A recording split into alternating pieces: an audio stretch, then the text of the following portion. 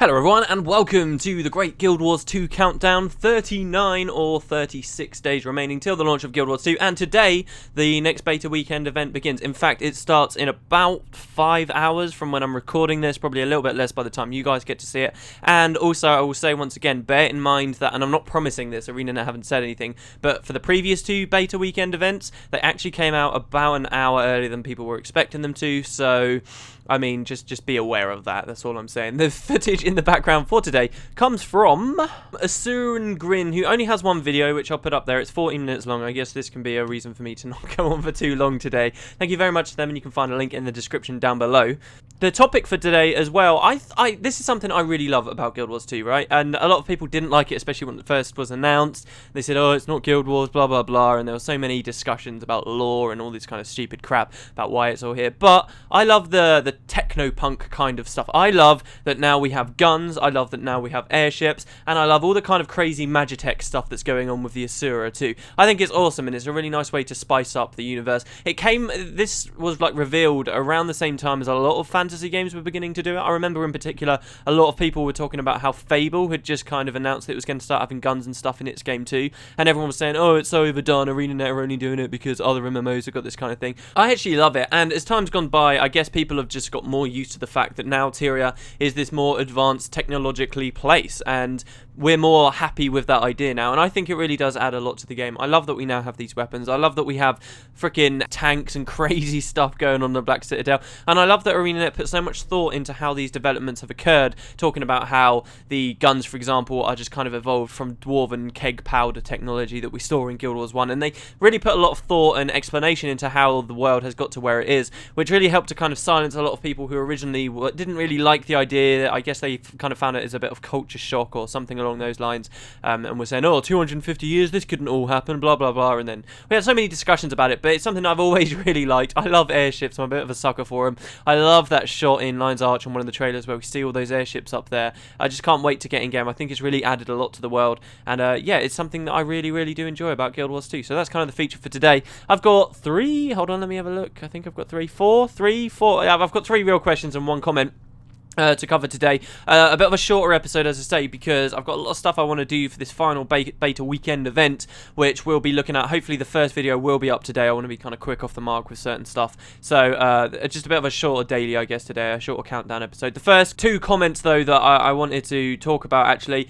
First of all, yesterday I said that you'd have to pay for any server transfers. I tell a lie, I was mistaken. Actually, for the first day it is still free to transfer on your servers, so ArenaNet have been quite kind to us there. So if you do make a mistake on that first day, within that first 24-hour period, you do have a time to go back and right that wrong. I wonder whether when the game launches we'll also have a similar situation like that. Maybe it'll be free for the first week or something. They have talked very recently about how they understand how many people are going to be swapping around and stuff before real communities start to form within these servers, so we'll see what happens there. Also, the other thing is, yesterday, and a lot of you guys pointed out, there are in fact 6 cities. Yeah, there's 1 for each race. I said 5 cities because I was just thinking of that, and then there's Lion's Arch, of course, as well, where all the races kind of come together. So there are 6 massive cities, potentially 7 with Evenhawk too, and maybe another one, I guess. I don't know. I mean, Arar is probably going to be in the game, and Or, is that going to be kind of a city just where there's going to be lots of enemies and stuff around there? There could be one kind of around there, but yeah, definitely 6, maybe 7 if Evenhawk is as good as I'm kind of hoping it will be, but yeah, so not 5, 6, sorry about that. Yeah, so the 3 questions. The first one's from Blaze Me Up, very nice name, who says, we need more new information on the Android and iPhone app. You're completely right. Okay, that's not really a question, but you're right, and I wanted to mention this because I keep thinking about it and forgetting to say it on the countdown. This is something we heard about ages ago. If you guys aren't aware, ArenaNet did drum up quite a bit of chat a long time ago now, probably a little bit too early, if I do say so myself, about how Guild Wars 2 was going to have this thing called the Extended Experience, which was going to be this app that you could run on your iPhone or your iPad, even, I believe they said, or on Android devices, that would allow you to interact with Guild Wars 2 while you're out of the game, while you're walking around or whatever, and it would let you see stuff like the trading post or the auction house, that kind of stuff, so you could be trading things and watching that kind of stuff. It would also allow you to interact with your guild, so you could basically be on guild chat and you could be chatting with your friends while you're on this app. And even they talked about how potentially you would be able to see where your friends were in the in-game world, so you could have like a map and you'd be able to see their dots moving around. A lot of really cool little things about this app, and a lot of people were excited about it. And yeah, they talked a lot lot about it quite early on, and the lead guy kind of in charge with it was kind of in a lot of interviews. Now release date's been announced. Could you guys tell me? I'm pretty sure though that we haven't heard anything about that. Release date's now come out, and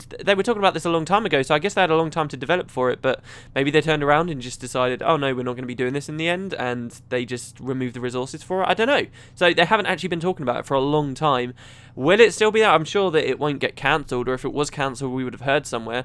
But yeah, no real news on that front. It's kind of curious to me. The next question's from the Oze1, who said, please talk more about Evenhawk, like can Char get in there and such, plus.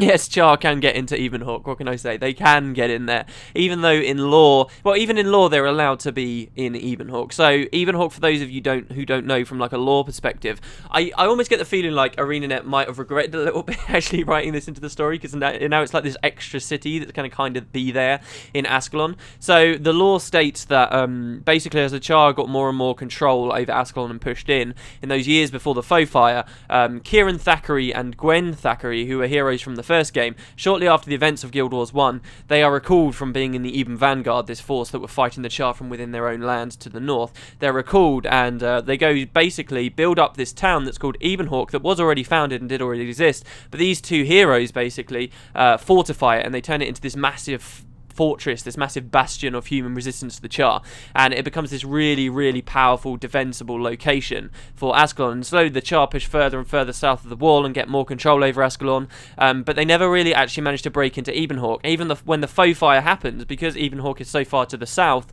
they're actually out of the radius of the Foe Fire, so the humans there don't turn to ghosts. So the very last Ascalonians fighting the war, basically, against the Char for these 250 years, don't forget the treaty only just very recently happened, they were fighting out of here, they were fighting out of Evenhawk. And the main way I get the feeling that they were able to defend like this, even though there was like a whole army of Char waiting just beyond their walls, was they actually had an Asura gate built inside Evenhawk, and that would lead to Rurikton, which is a district in Divinity's Reach, and from there, that was the Ascalonian district in Divinity's Reach, and from there they'd get supplies and more soldiers and stuff, and there were even people, Critons from Divinity's Reach, that actually went to Evenhawk to help defend those Ascalonians, and they were called the Fallen Angels, this really cool band that I guess we might end up seeing in-game.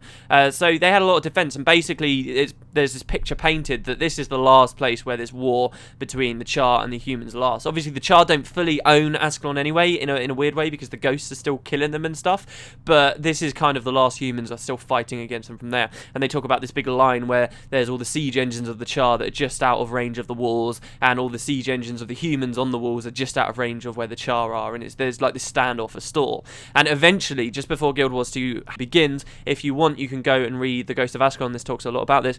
A treaty occurs. Basically, the war between the humans and the Char ceases. So now, come Guild Wars 2's time, there's still a lot of animosity. In lore, there is still supposed to be a lot of animosity there between the humans and the Char. And Char can now go into Evenhawk just as humans can go into the Black Citadel, although it would be quite uncommon for you to see it because none are particularly like the others. But yeah, so Char can be in there. You as a player, certainly as a Char, can go in. They'll never make something exclusive to one race and not another, except for that initial tutorial instance at the start of the game.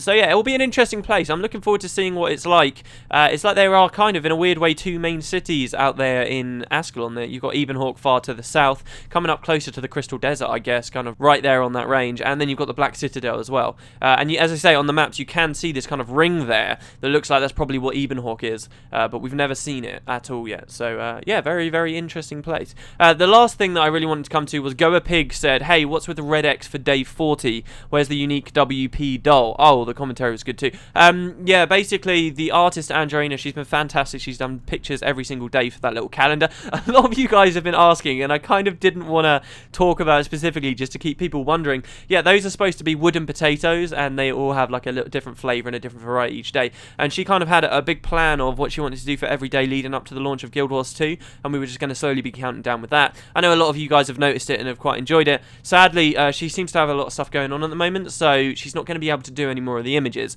That kind of just sprung up on me yesterday, so I painted that red X on there.